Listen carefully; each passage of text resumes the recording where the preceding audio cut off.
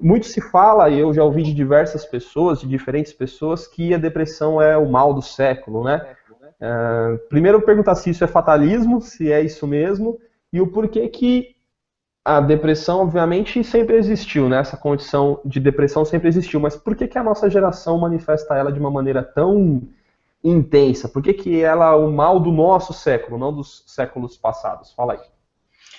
Cara, que pergunta boa. Não sei nem por onde começar. Mas vamos por partes. Vamos fazer assim por partes para ficar fácil de entender. Acho que é legal entender para não ficar no achismo e não ficar também parecendo que a psicologia é uma ciência vazia, de que a gente só gosta de abraçar a árvore e conte-me mais. Acho que o lance do cérebro é importante falar. Assim, a gente tem uma produção de alguns hormônios que tratam especificamente da felicidade. Talvez os mais conhecidos é a serotonina e a endorfina. A serotonina, inclusive, ela é como se fosse uma prima da adrenalina, assim. É aquele hormônio que quando você, por exemplo, escuta uma piada boa que você não estava esperando e você ri compulsivamente, é porque você está tendo uma produção ali de serotonina. E a endorfina, ela é o hormônio que faz o seu corpo responder a isso. Quando você chora de dar risada, por exemplo, é porque você está tendo uma produção excessiva de endorfina. E o lance da depressão é quando hormônios como a serotonina e a endorfina, eles param de ser produzidos, ou diminuem, ou perdem a sua regulação e por aí vai. Porque a depressão por si só, ela não é ruim. Porque a depressão, o que é? Ela é uma tristeza. Ela é uma tristeza que tem um nome, ela é uma tristeza profunda. Uhum. Agora, a depressão por si só, a tristeza por si só, ela não é ruim. Ela é tão importante quanto a felicidade. Recentemente a Pixar fez um filme, uma animação incrível, que inclusive eu aconselho todo mundo a assistir, que aqui em português chama Divertidamente, que ele conta exatamente a importância da tristeza. O problema é quando você é feliz demais e quando você é triste demais. Acho que, respondendo a sua pergunta, a nossa geração passa por isso de forma mais clara, porque a informação hoje ela é mais acessível. Antigamente as pessoas estavam tristes demais, era frescura, não tinha um nome, não tinha um estudo, não tinha o conhecimento que as pessoas têm hoje.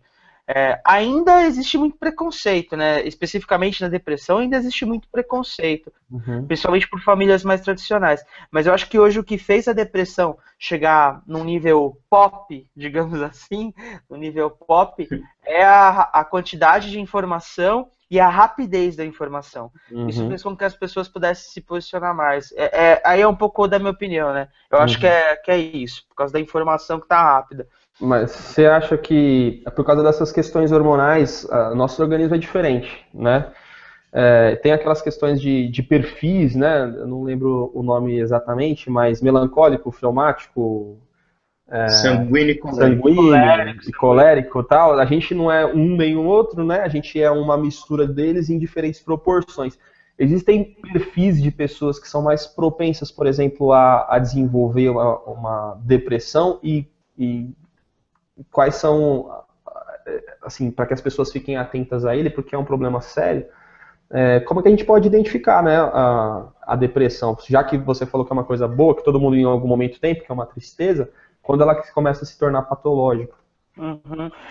Nani, depende muito da teoria que a gente vai seguir, né? Se você segue uma linha freudiana, ele acredita cegamente que foi alguma coisa que você viveu e que está Foi presa no seu aonde? inconsciente, só para você, que é exatamente, né? Mas se você vai para uma linha mais humanista, trabalha muito mais com o ambiente que a pessoa vive, viveu e as experiências que ela teve que levaram ela àquele ponto. Uhum, A minha singela opinião, eu acho que existe um equilíbrio dos dois. Eu acho que existe uma questão ambiental, onde a pessoa vive, onde ela foi criada, como ela foi criada. Acredito cegamente nisso, sabe? uhum, Uma criança que não tem atenção, que não tem carinho, ela tem uma propensão, sim, a ter alguma patologia. E, obviamente, que esse ambiente influencia nessa produção dos hormônios. uhum. Agora, qual foi a segunda pergunta mesmo? Como é que a pessoa pode identificar dentro dessa personalidade que ela já, assim, eu sempre vou associar a um perfil mais melancólico, não sei, né, se essa pessoa que é melancólica, ela tem mais tendência à depressão. Se a pessoa se identifica mais com esse perfil, quais são os sintomas, assim, uma depressão que não passa, um choro constante, a dificuldade de se expressar, não sei. Como é que a gente identifica a depressão? Acho que é só importante dividir um pouco, quando vocês falam dos 4 temperamentos, que foi escrito, se eu não me engano, por... esqueci o nome do cara, não é Aristóteles, é um primo do Aristóteles, que escreveu o primeiro estudo lá atrás sobre os 4 tipos de temperamento. O melancólico não necessariamente está ligado a pessoa ser triste, né? A pessoa ser triste. Inclusive tem um comediante americano muito conhecido que ele é engraçado por ele ser melancólico. Agora, eu acho que o lance a partir do momento que a tristeza está impedindo o desenvolvimento social da pessoa, ela já precisa de ajuda, ela já precisa de tratamento. Mas como qualquer outra doença, como qualquer outro vício, a pessoa precisa reconhecer que ela precisa de ajuda, precisa perceber. E aí é que está o problema, que às vezes a pessoa acha que ela está triste. A depressão, em 2015, para vocês terem ideia, quase 17 milhões de pessoas no Brasil sofrem de depressão.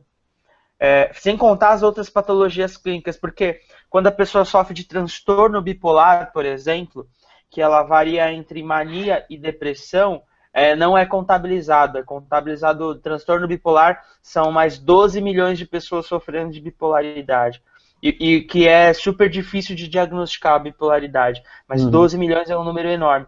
E para depressão são 17 milhões. Então, assim, aí volta o que eu falei no começo. As pessoas, por nível de informação, estão reconhecendo mais que tem problema. Mas é difícil a pessoa olhar e reconhecer que a tristeza dela já passou do limite, já não está permitindo que ela saia de casa, já não está permitindo que ela conviva com a família, que ela não produza no trabalho, e que ela não tome banho, por exemplo, coisas assim, sabe?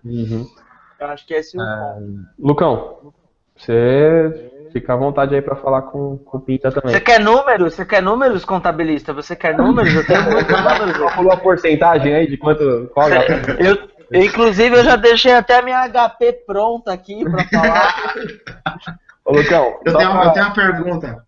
Não, vou te fazer uma pergunta para que você fale também, para não virar também só uma entrevista com o Pinta aí também. Aí o Pinta também te contradiz, aí a gente vai poder ter uma... Aí alguém a pergunta é para eu errar. Vamos lá. Você trabalha com a galera mais jovem, adolescente aí. Para quem não conhece o Lucas, ele é líder do Adoleste aí, que ajunta a galera adolescente aqui da Zona Leste das igrejas. Na adolescência a depressão acontece forte, bate forte, assim, é uma fase difícil justamente por causa dos conflitos que a pessoa tem, os conflitos internos, né? É um momento de grandes mudanças, intensas mudanças que nem sempre a pessoa compreende, o adolescente compreende. Você sente da galera que você atende, assim, que você conversa, que você... Como essa questão é tratada da galera que está dentro da igreja?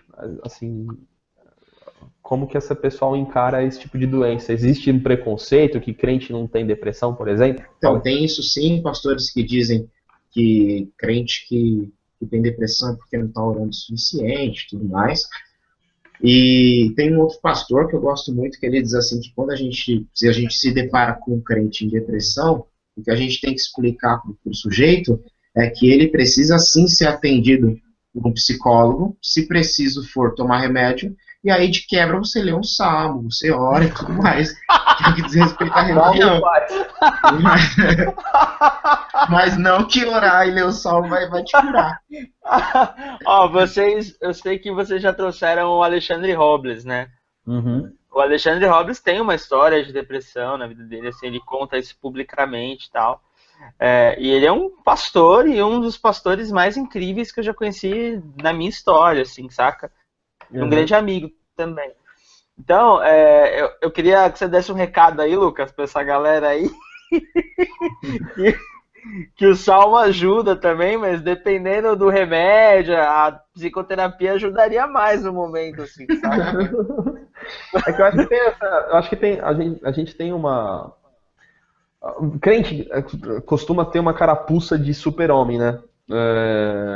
Assim, acaba que as igrejas neopentecostais vendem uma cura, né, mágica, associando a sua fidelidade financeira. Peraí que eu já passo, Pita.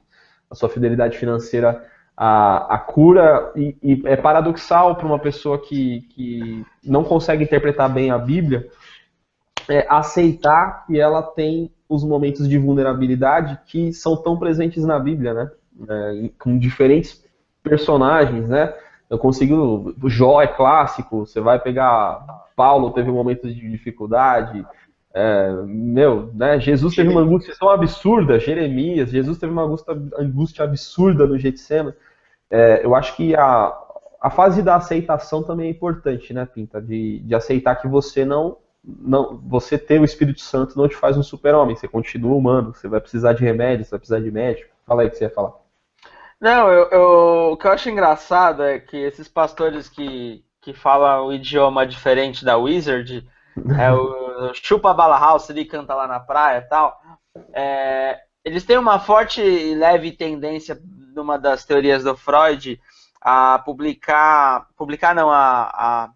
trazer um transtorno de espelhagem, assim, saca? Aquilo que eu critico no outro, de alguma forma eu tenho. Uhum. A depressão, a gente tá falando muito da depressão, mas, mano, tem um monte de patologia que é o mal da nossa geração. A ansiedade, o estresse e por aí vai. Só que o lance desses caras é que, assim, eles não viveram ainda uma situação de uma doença como essa. Porque, salve as proporções, a depressão, o estresse, a ansiedade é tão comum como uma gripe, como um resfriado. Salve as proporções. Todo mundo está sujeito a ter, sacou? E aí o que você falou da fórmula mágica, que não existe, e eu acho que foi muito feliz a fala que você trouxe, que os grandes personagens bíblicos que a gente admira, se eu fizer uma análise psicológica e histórica do momento que eles viveram, eu posso dizer sim que houve falta de serotonina e endorfina nesses caras. Porque quando Jesus Cristo... Cara, pega o contexto quando Jesus Cristo diz assim, diz não, né? Tá escrito lá, Jesus chorou. Pega o contexto que esse homem maravilhoso estava vivendo na hora. Cara, aquilo claramente é um momento de depressão. Porque tem isso também, né? A depressão não necessariamente é aquela coisa que você vai ficar meses. Cara, você pode ter um dia de depressão que vale pelo ano inteiro, saca? Eu acho que tem o momento lá que Jesus chorou, que Lázaro, um momento de luto, de morte, também é saudável, né? Assim, acho que eu me preocupo mais com a pessoa que é feliz o tempo todo do que com a pessoa que demonstra momentos de tristeza. Eu acho que eu tenho mais medo de ficar sozinho com quem não chora quando alguém morre do que com alguém que se derrama em lágrimas, né? A gente também tem que aprender que todos os momentos, cada momento tem a sua reação natural. Né? Não é nem bom você ficar num vale de choro e lágrimas por uma vida, e também não é bom você negar a realidade. Naquele momento Jesus chorou e ele sabia o que ia acontecer. A gente, às vezes, a nossa fé pode estar alicerçada nisso também. A gente sabe que da nossa esperança e que o vale vai passar, né? Acho que faz parte. Como eu diria o profeta Roberto Frejá, ex-vocalista de uma banda gospel chamada Barão Vermelho. Ele fala, quem ri de tudo ri por desespero. Exatamente. Fala aí, Lucas. Só para fazer um comentário no meio aí, se eu estiver errado, que me corrija. O Viktor Frankl, quando ele começa a falar a respeito da humanidade, ele diz que nós, apesar de sermos plurais, nós somos uma unidade. O que ele está querendo dizer é que a gente tem na nossa vida diversas áreas diferentes, compartimentadas, que influenciam na nossa unidade, mas todas elas influenciam em si uma na outra. Aí ele vai dizer, futuramente a antropologia vai dizer, que o homem é um sujeito biopsicossocial e espiritual. Biopsicossocial e espiritual. E qualquer transformação em qualquer uma das nossas áreas, seja biológica, seja psíquica, seja social, seja espiritual, influencia em todas as outras. Por isso que a ignorância é gigantesca de dizer que o crente que está mal espiritualmente tem depressão por causa disso. Porque um crente que está bem espiritualmente não tem depressão. Ele pode estar mal socialmente, pode estar mal biologicamente, pode estar mal psiquicamente. Linkando Perfeito, isso mesmo, cara. Linkando com isso aí que o Lucas falou, a gente estava conversando aqui nos bastidores, né, antes de começar, a galera nunca vai saber, né, o que a gente estava conversando. Os nossos segredos. Eu estava só de sunga branca, jogando óleo no corpo, assim. Indo pro lado positivo, então, né, vamos parar de bater na igreja. Já que a gente é um ser biopsico, tantas palavras aí que o Lucas juntou maravilhosamente, que deixa a gente tão impressionado com tamanha sapiência. Qual o papel de... A gente acredita numa fé vivida em comunidade também. Acho que todo mundo... A gente tem que concordar que o modelo que Jesus Cristo instituiu é a igreja. E a igreja é um ajuntamento. Não necessariamente lá no prédio onde a gente chama de igreja, mas por exemplo, isso que a gente está fazendo aqui. Essa conversa e a galera que participa e como a gente se relaciona. O quanto o papel da igreja, no ponto de vista do relacionamento, é importante, já que o espiritual ajuda no bio, no psico, você identifica, a gente não pode falar que cliente não tem depressão também, mas você identifica nesse perfil que a gente acaba traçando, de viver em comunidade, de experimentar comunidade. Isso é benéfico? Que é bem polêmico isso que você está falando, porque o que você está falando, ela é uma possibilidade, e uma hipótese. Mas assim, a gente não tem como garantir, e eu sei que a sua pergunta não foi nessa linha, mas assim, a gente não tem como garantir que o fato da gente viver em comunidade e viver bem não vai fazer com que eu tenha depressão ou que eu tenha qualquer tipo de problema. Sim. Agora, a grande questão é que assim, e aí vem um pouco dos ensinamentos de Cristo, e que eu acho que Pedro e Paulo depois conseguiu expandir isso legal, é que assim, é gente cuidando de gente, sacou? Já diria os profetas do Jota Quest que o melhor lugar do mundo é dentro de um abraço.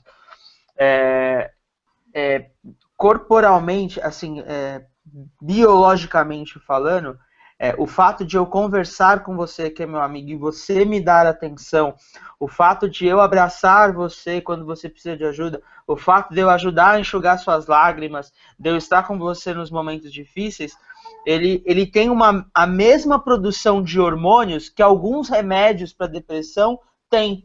Como, por exemplo, eu vou ficar usando esse exemplo para ficar claro, a produção de serotonina e de endorfina. O Lucas tá triste lá pra caramba. Aí eu vou e faço uma piada, solto uma piada, ele dá uma leve risada, abraço ele, porque, cara, é assim mesmo, acontece, mas estamos juntos. Eu, de alguma forma, ajudei ele a produzir um hormônio que um outro remédio ajudaria a fazer. Mas, assim, eu posso também fazer essa piada, abraçá-lo e não significa nada pra ele, sacou?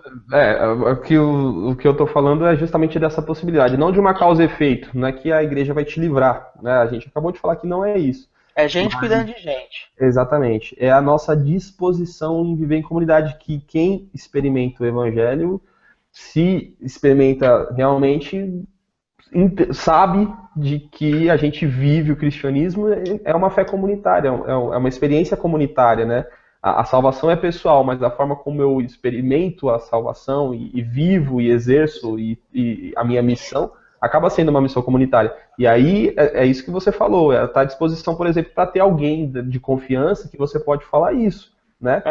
E é a sensação de fazer parte de um grupo que te ouve e com quem você pode fazer essa terapia. Fala.